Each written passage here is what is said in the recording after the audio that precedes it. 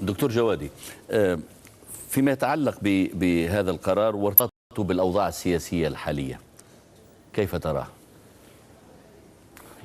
يمكن أنا هتكلم بطريقة أبعد شوية عن الموضوع. حضرتك قلت إنه ده انتقل العداء للإخوان إلى عداء للإسلام. الحقيقة التاريخية بتقول لا، ده هو عداء للإسلام، والإخوان تم معاداتهم لأن في اسمهم الإخوان المسلمين. القرار في عداء للإسلام؟ ما بقول لحضرتك هبتدي بعيد شوية عشان نعم. أدي المثال. لا بعيد قوي يعني. فهو أصلا في عداء بين الإسلام وطوائف أخرى تنتمي للإسلام.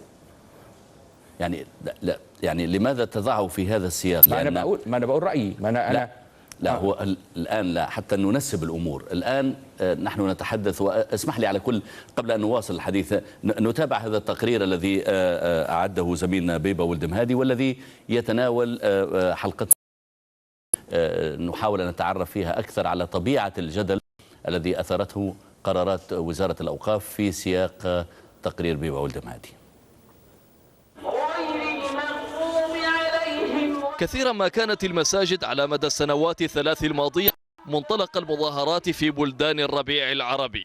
من هنا تكمن خطورتها بالنسبة للأنظمة وأهميتها بالنسبة لدعاة الاحتجاج بحشود توفرها صلاة الجمعة أكثر من غيرها من صلوات وعبادات. وزارة الأوقاف المصرية أثارت جدلا جديدا وكبيرا، ففضلا عن أن يكون الإمام أزهريا وضعت شروطا بينها أن تزيد مساحة الزوايا التي تقام فيها صلاة الجمعة على 80 مترا مربعا، والمسافة بينها وبين أقرب المساجد إليها 500 متر. إجراءات يتحدث مؤيدوها عن ضرورة وضع حد لفوضى يرون أنها تسود هذا القطاع، والمعارضون يرون في الأمر خطورة جسيمة واعتداء على الدين ومؤسساته. ومنهم من يعتقد أن المساجد التي تقصر الوزارة صلاة الجمعة عليها لن تتسع لجموع المصلين وهم ينسلون من كل حدب وصوب. المؤكد أن السلطات تخشى ما يسمى استغلال المنابر، ومؤكد كذلك أن مساجد عديدة قد هوجمت في الأسابيع الماضية لتفريق مناهضين للانقلاب كانوا يعتصمون فيها أو يتخذون منها مستشفيات ميدانية. علاقة الدولة بالدين ومدى ارتباطها بالحرب بين الإخوان المسلمين والحكومة المصرية المؤقتة أججها موقف لعضو لجنة ال50 لتعديل الدستور وأستاذ الفقه المقارن في كلية وأستاذ القانون في جامعة الأزهر سعد الدين الهلالي. اعترض الرجل على تضمين مشروع الدستور المصري المقبل عبارة أن الإسلام دين الدولة. بالنسبة إليه فإن هذه العبارة ملتبسة ويخشى أن يفهم منها خروج غير المسلمين من دائرة الدولة ومواطنيها.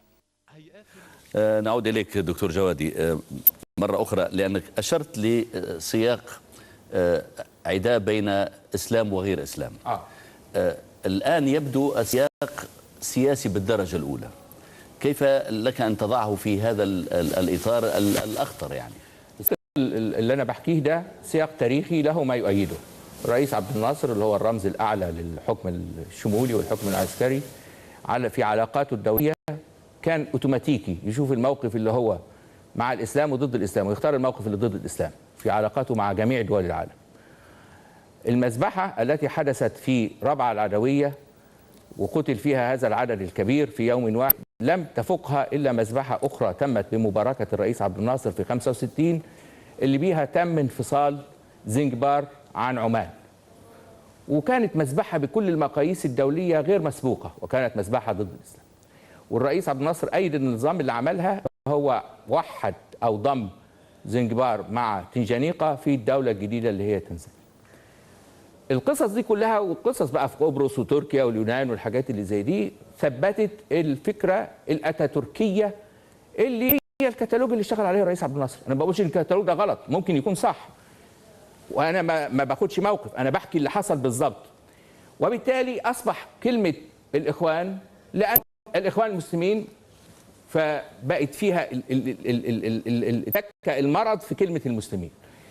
وفي ناس في المسؤولين في الوزارة الحالية أصدقائي وكل حاجة ده رأيهم، وإنه الإسلام لازم يتجفف. وحبيب بن علي كان رأيه المعلن والواضح، وده واضح في بروتوكولات وزراء الداخلية العرب، إنه مسلم ملتزم مشروع إخواني، وكل إخواني مشروع إرهابي. فالمسألة كلها واضحة في هذه الدائرة اللي مش قادرة تستفيد من تجربة أوروبا، اللي فيها الحزب الحاكم في ألمانيا الآن هو الحزب المسيحي الاجتماعي، اللي في أوروبا علامها الصليب، اللي فيه دور، وهكذا. النص على أنه حتى في بعض الدول الأوروبية على أنه رئيس الدولة سواء الملك أو رئيس الوزراء أو كده من طائفة معينة موجود وما زال موجود. فإذا احنا اللي طالبينه النهارده ان يبقى فيه ماتيوريتي، يبقى فيه نضوج في النظر الى الامور. مش هتصور انه لما واحد كده يطلع في دماغه انه انا مش هتدخل في تفاصيل القرار، لان انا عضو في المجلس الاعلى للشؤون الاسلاميه، وبالمناسبه المجلس الاعلى للشؤون الاسلاميه اسس على غير المجلس الاعلى للشؤون الاسلاميه في دوله الاتحاد السوفيتي، يعني عشان يراعي الشؤون اللي هي اللوجستيه للمسلمين، مش عشان للدعوه الاسلاميه. واحنا كنا مستخدمينه كمخابرات ضد الدول الاسلاميه في افريقيا واسيا. مع كل تطويرنا ظلت هذه العقيده تجاهه في الدول اللي احنا بنتعامل معها.